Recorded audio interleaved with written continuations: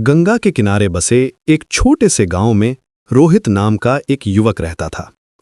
प्रयागराज के पास का ये छोटा सा गांव था, जहां गंगा मैया की लहरें रोज सुबह मंद मंद आवाज करती थी। रोहित गरीब था, लेकिन उसकी श्याम बाबा में आस्था अटूट थी। हर सुबह वो अपनी छोटी सी चाय की दुकान खोलने से पहले बाबा के सामने हाथ जोड़कर कहता था, बाबा मुझे सही राह दिखाना। उसके बूढ़े माता पिता भी बाबा में पूरा भरोसा रखते थे। जिंदगी मुश्किल थी, हर दिन का खाना जुटाना भी मुश्किल था, पर उम्मीद कभी नहीं छोड़ी। घर में सिर्फ 2 कमरे थे और छत से बारिश का पानी टपकता था। फिर भी रोहित रोज शाम को बाबा का भजन गाता था। एक साल भयानक बाढ़ आई। गंगा मैया का पानी इतना तेज आया कि पूरे गांव में फैल गया। रोहित की छोटी सी दुकान, घर, सब कुछ बह गया।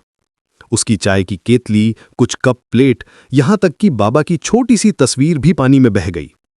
लोग परेशान थे, रो रहे थे। कई परिवारों ने अपना सब कुछ खो दिया था। लेकिन रोहित ने कहा, बाबा आपने लिया है तो कुछ अच्छा ही देने के लिए लिया होगा। गांव वाले उसका मजाक उड़ाने लगे।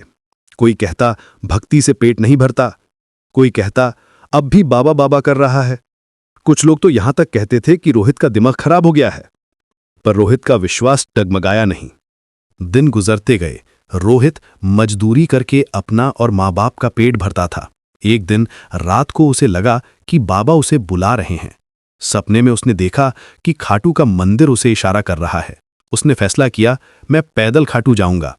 माँ ने आंसू भरी आंखों से कहा, बेटा इतना लंबा रास्ता, राजस्थान कितना दूर है। रोहित ने माँ का हाथ पकड़ा, बाबा बुला रहे हैं माँ, मुझे जाना होगा। अगली सुबह वो निकल पड़ा। जेब में सिर्फ कुछ रुपए थे। एक छोटा सा थैला था जिसमें माँ ने 2 रोटी रख दी थी और दिल में बस एक ही मंत्र था, जय श्री श्याम। यात्रा आसान नहीं थी। कई दिन भूखा रहा, पैरों में छाले पड़ गए। कभी किसी ट्रक वाले से लिफ्ट मिल जाती, कभी पैदल ही चलना पड़ता। धूप में, बारिश में, ठंड में, हर मौसम में चलता रहा। एक रात जब वो एक पेड़ के नीचे सो रहा था तो सपने में श्याम बाबा दिखे। बाबा बिल्कुल वैसे ही दिखते थे जैसे तस्वीरों में होते हैं। नीले रंग के कपड़े, मोर पंख का मुकुट। बाबा ने कहा, रोहित डर मत, तेरी परीक्षा पूरी हुई। सुबह उठा तो देखा कि एक साधु बाबा खड़े हैं।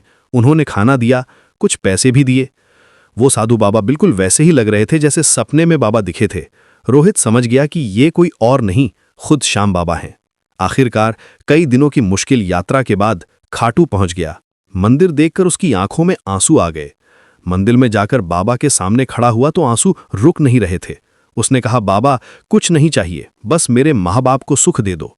उन्होंने मेरे लिए बहुत कष्ट सहे हैं। उस पल उसे ऐसी शांति मिली जैसी पहले कभी नहीं मिली थी। लगा जैसे बाबा ने उसे गले लगा लिया हो। मंदिर में बैठकर वो घंटों रोता रहा। खुशी के आंसू थे वो। वापस गांव लौटा तो रोहित बदल चुका था। उसके चेहरे पर एक अलग सी चमक थी। उसने फिर से चाय की दुकान शुरू की, लेकिन इस बार कुछ अलग था। वो गरीबों को मुफ्त चाय देता था। किसी मजदूर के पास पैसे नहीं हो तो वो कहता, कोई बात नहीं, बाबा का प्रसाद समझकर पी लो। ईमानदारी से काम करता था, चाय में मिलावट नहीं करता था, सही दाम लेता था। धीरे धीरे उसका धंधा फलने फूलने लगा।